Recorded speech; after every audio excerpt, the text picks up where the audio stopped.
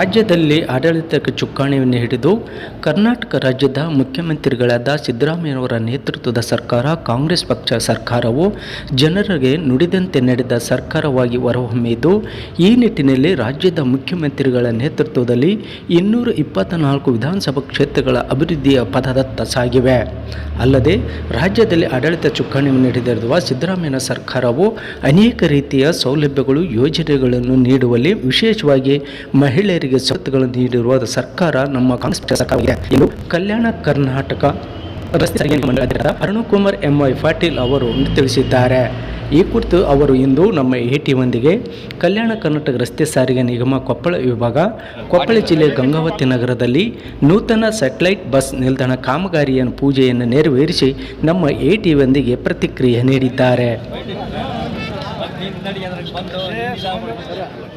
ಭಾಳ ಸಂತೋಷ ಕ್ಷಣದಲ್ಲಿ ಗಂಗಾವತಿ ಪಟ್ಟಣದಲ್ಲಿ ಇವತ್ತು ವಿಶೇಷವಾಗಿ ಸುಮಾರು 5 ಎಕರೆ ಜಮೀನಿನಲ್ಲಿ ನಾವು ಸ್ಯಾಟಲೈಟ್ ಬಸ್ ಸ್ಟ್ಯಾಂಡನ್ನು ಇವತ್ತು ಶಂಕುಸ್ಥಾಪನೆಯನ್ನು ನೆರವೇರಿಸಿದ್ದು, ಇದಕ್ಕೆ ಕರ್ನಾಟಕ ಜನ ಸರ್ಕಾರ, ಕಾಂಗ್ರೆಸ್ ಸರ್ಕಾರ ಹಾಗೂ ಮಾನ್ಯ ಮುಖ್ಯಮಂತ್ರಿಗಳಾದ ಸಿದ್ದರಾಮಯ್ಯವರಾಗಲಿ ಹಾಗೂ KSRTC ಮಂತ್ರಿಗಳಾಗಿರುವ ಮಾನ್ಯ ರಾಮಲಿಂಗಾರೆಡ್ಡಿಯವರು ಬಹಳ ಮುತುವರ್ಜಿ ವಹಿಸಿ ಈ ಒಂದು ಜಮೀನನ್ನು ನೀಡುವುದಕ್ಕೆ ನಮ್ಮ ಸಚಿವರಾದ ಶ್ರೀ ನಮ್ಮ ಚಲುವರಾಯ ಸ್ವಾಮಿಯವರು ಕೂಡ ಬಹಳ ತ್ವರಿತಗತಿಯಲ್ಲಿ ನಮ್ಮ KSRTCಗೆ 5 ಎಕರೆ ಪ್ರಮುಖವಾದ ಜಮೀನನ್ನು ನೀಡಿ ಒಂದು ಸ್ಯಾಟಲೈಟ್ ಬಸ್ ಸ್ಟ್ಯಾಂಡ್ ನಿರ್ಮಾಣ ಮಾಡಲು ಬಹಳ ಸಹಕರಿಸಿದ್ದಾರೆ.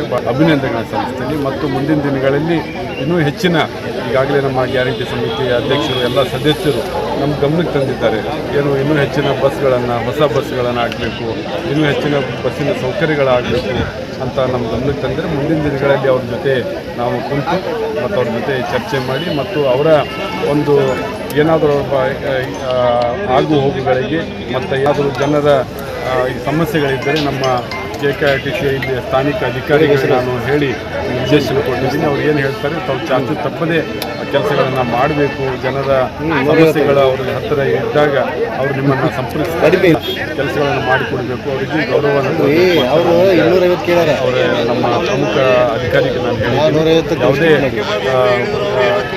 ಅನ್ಯತೆ ಭಾವಿಸ್ಕೋಬಾರ್ದು. ಎಲ್ಲ ನಾವು ಕರ್ನಾಟಕದಲ್ಲಿ ಒಂದು ಸುಭದ್ರವಾದ ಕಾಂಗ್ರೆಸ್ ಸರ್ಕಾರ ಇದ್ದು ನಾವು ಎಲ್ಲ ಜನರ ಸಮಸ್ಯೆಗಳನ್ನು ಬಗೆಹರಿಸುವಂಥ ಕೆಲಸನೇ ಸರ್ಕಾರ ಮಾಡ್ತಾ ಇದ್ದು, ಒಂದು ಜನಪಯೋಗಿ ಕೆಲಸದಲ್ಲಿ ನಾವೆಲ್ಲರೂ ಕೂಡಿ ಕೆಲಸ ಮಾಡಿ ಸರ್, ಅಧಿಕಾರಿಗಳು ಪ್ರೋಟೋಕಾಲ್ ಅಂತಾರೆ, ಬಟ್ ಈಗ ಗ್ಯಾರಂಟಿ ಯೋಜನೆ ಪಾರ್ಟ್ ಆಫ್ ದಿ ಒಂದು ಸರ್ಕಾರದ ಪ್ರತಿನಿಧಿಗಳು ಈ ಥರ ಇವತ್ತು BJP ಮುಖಂಡರು ಮತ್ತು ಸರ್ಕಾರ ಇಲಾಖೆಯವರು ಏನು ಹೇಳ್ತಾರೆ, ಪ್ರೋಟೋಕಾಲ್ ಕಾರ್ಡ್ನಲ್ಲಿ ಇರೋರು ಅಂತಾರೆ.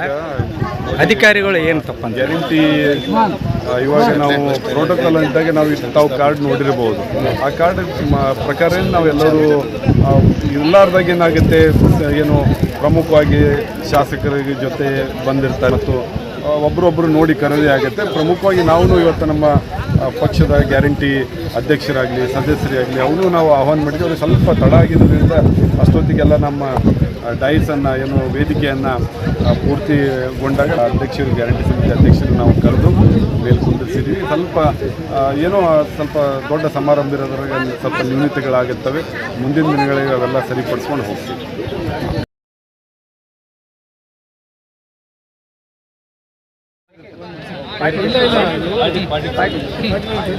ನಮ್ಮ ನಾಯಕರು ಹಾಗೂ ಮಾಜಿ ಸಚಿವರಾದಂಥ ಸನ್ಮಾನ್ಯ ಶ್ರೀ ಇಕ್ಬಾಲ್ ಅನ್ಸರಿ ಸಾಹೇಬರ ನಿರ್ದೇಶನದ ಮೇರೆಗೆ ನಮ್ಮ ಗಂಗಾವತಿ ತಾಲೂಕು ಗ್ಯಾರಂಟಿ ಅನುಷ್ಠಾನ ಸಮಿತಿ ಅಧ್ಯಕ್ಷರು ಮತ್ತು ಸದಸ್ಯರು ನಮ್ಮ KSRTC ಕಲಬುರಗಿ ಡಿವಿಷನ್ನ ಮಂಡಳಿ ಅಧ್ಯಕ್ಷರಾದಂಥ ಅರುಣಕುಮಾರ್ ಸರ್ ಅವರಿಗೆ ನಾವು ಇಲ್ಲಿ ಬಂದು ವೆಲ್ಕಮ್ ಮಾಡಿದ್ವಿ. ಮತ್ತು ಈಗ 2018ರಲ್ಲಿ ನಮ್ಮ ಶಾಸಕರಿದ್ದಾಗ, ನಮ್ಮ ಅನ್ಸರ್ ಸಾಹೇಬರು ಶಾಸಕರಿದ್ದಾಗ ಪ್ರಪೋಸಲ್ ಹೋಗಿದೆ ಸರ್ಕಾರಕ್ಕೆ. ನಮ್ಮ ರಾಜ್ಯದ ಜನಪ್ರಿಯ ಮುಖ್ಯಮಂತ್ರಿ ಆದಂಥ ಸನ್ಮಾನ್ಯ ಶ್ರೀ ಸಿದ್ದರಾಮಯ್ಯ ಸಾಹೇಬರು ಇದನ್ನು ಬಜೆಟಲ್ಲಿ ಮಂಡನೆ ಮಾಡಿರೋದರಿಂದ 17.5 ಕೋಟಿಯಲ್ಲಿ 15 ಕೋಟಿಯ KKDBಯಿಂದ ಮತ್ತು 2.5 ಕೋಟಿ ನಮ್ಮ KSRTC ಡಿಪಾರ್ಟ್ಮೆಂಟಿಂದ ಇವತ್ತು ಶಂಕುಸ್ಥಾಪನೆ ಆಗ್ತಾಯಿದೆ. ಇದರಿಂದ ನಮ್ಮ ಗಂಗಾವತಿಯಲ್ಲಿ ಮಧ್ಯಭಾಗದಲ್ಲಿ 2007ರಲ್ಲಿ ಅನ್ಸರ್ ಸಾಹೇಬರು ಕಟ್ಟಿಸಿದ್ರು. ಈಗ ರೋಡು ಆಗಿಲ್ಲ. ಆ ದೃಷ್ಟಿಯಿಂದ ಬಸ್ಗಳು ಹೋಗೋಕ್ಕೆ ಭಾಳ ತೊಂದರೆ ಆಗಿದೆ. ಈ ಸ್ಯಾಟಲೈಟ್ ಬಸ್ ನಿಲ್ದಾಣದಿಂದ ನಮ್ಮ ಗಂಗಾವತಿ ಮುಂದಿನ ದಿನಗಳಲ್ಲಿ ಅಭಿವೃದ್ಧಿ ಆಗಲಿ ಅಂತೇಳಿ ನಾವು ಈ ಮೂಲಕ ಆಶಿಸುತ್ತೇವೆ.